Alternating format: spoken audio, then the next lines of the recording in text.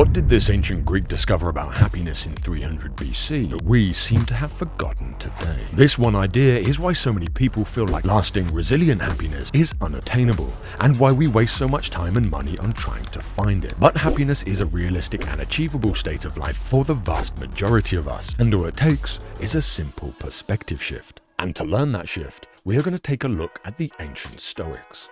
So what is happiness, how do we get it, and why do so many people find themselves suffering, even those who seem to have so many of the things that we're told make us happy? I've often said that I wished people could realize all their dreams and wealth and fame, and so that they could see that it's not where you're going to find your sense of completion. We all want to be happy, but so many of the things we do to get there won't make us happy in the long term. And so many of us are stuck chasing the things we think will make us happy, but in reality, they only provide a short-term boost to our well-being before we need to start chasing the next thing as that temporary boost starts to fade. This is not resilient happiness. Despite what marketing would have you believe, money, wealth, fame, and material things do not make us happy in the long run. But if all of these things can't make us happy, what can? To answer this, we're going to look at the ancient Stoics. The ancient Greeks had the word eudaimonia, which roughly translates as happiness, a state of human flourishing, overall well-being, or having good spirit. The founder of Stoicism, Zeno of Citium, believed happiness, or eudaimonia, can be defined as a good flow of life. The Stoic Cleanthes suggested it was living in agreement with nature, and Chrysippus believed it was living in accordance with experience of what happens by nature. So then if the Stoics believe that we can develop a resilient form of well-being and happiness through living in agreement with nature, what exactly does that mean? Well, in Stoicism, nature doesn't just mean trees and leaves and oceans and animals. In this context, they're actually talking about the concept of physis. Physis is a process, and it refers to the procedure by which nature intends for things to change and develop. Sometimes this is also called fate, but it's basically the natural way in which the universe flows, changes, and grows. So what the Stoics are saying is the closer we can get to living in harmony with the changing nature of the universe and its governing laws, the closer we get to a life of flourishing, happiness, and good spirit. This means accepting that change is a part of nature, and that most of life's changes are outside our control. It also means learning to take responsibility for our own nature as human beings, our ability to reason, to think, and shape ourselves into something deliberate, capable, moral, and resilient. Here lies the reason why so many people find themselves unable to find lasting happiness. The cultural default has us searching for happiness on a kind of treadmill, where we're constantly looking for the next hit from things like money, cars, fame, holidays, and clothes. This turns into a hamster wheel of fleeting sources of well-being. Instead, Stoicism teaches us that true, resilient happiness is not found in externals. It's found when we learn to accept the things we can't control, the outside world, and develop what we can control, our character. These two behaviors in combination essentially allow us to live in agreement with nature. So we now know what Zeno of Citium found around 300 BC, that happiness cannot be chased externally, it has to be built internally. But then we have the question, how do we build it? So let's look at two Stoic principles to help us get started. In Epictetus' handbook, or Enchiridion, he said, "Some things are in our control and others are not. Things in our control are opinion, pursuit, desire, aversion, and in a word, whatever are our own actions. Things not in our control are body, property, reputation, command, and in one word, whatever are not our own actions." This is the essence of Stoic philosophy. We can't control the world around us, but we can control how we respond to it and how we perceive it. Simply put, we can decide to become the rock around which the waves of life crash, or we can behave like the sand that gets washed away every time there's a storm.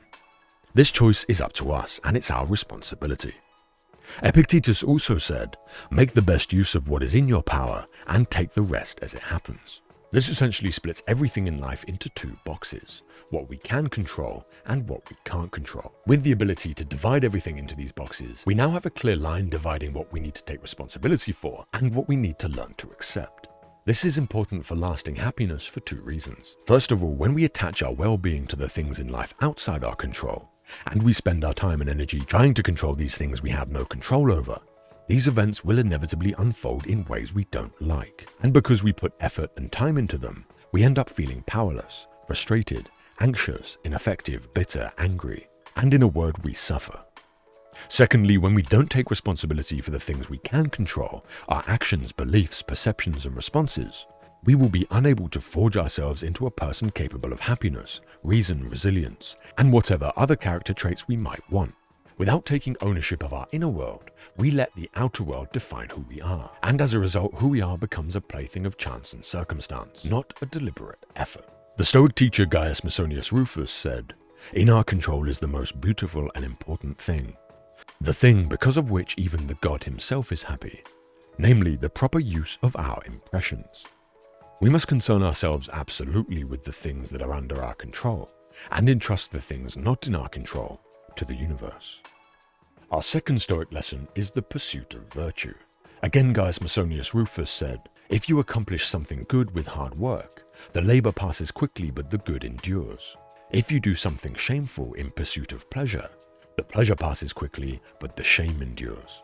Virtue is essentially the trait of excellence, and moral virtue is excellence in the domain of choosing what is right and wrong. For the Stoics, virtue is the only good, and acting with virtue naturally leads to eudaimonia, or a life of flourishing. We get to eudaimonia because 1, we avoid the shame caused by poor behavior that Gaius Masonius Rufus spoke of in that quote earlier, and 2, choosing right over wrong, as we'll come to see, brings us closer to behavior that's in alignment with nature and reason. This practice of moral virtue provides Stoics with a framework that acts as a compass for our behavior. And to the Stoics, there were 4 virtues called the cardinal virtues. Wisdom being our ability to understand the world around us, see it for what it is, and put aside our own judgments, biases, preconceptions, and prejudices in order to see things as they really are. The second is courage. This isn't the elimination of fear, desire, or anxiety. It is acting the right way despite these things. So it's not just physical bravery, but also mastery over the emotions that would otherwise hold us back.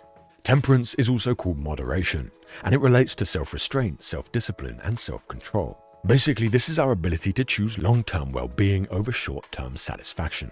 And finally, justice. Justice in Stoicism is broader than the way we define it in our language and legal systems today. For the Stoics, justice is our duty to our fellow man and to our society. It's the morality behind how we act, specifically in relation to other people and our community.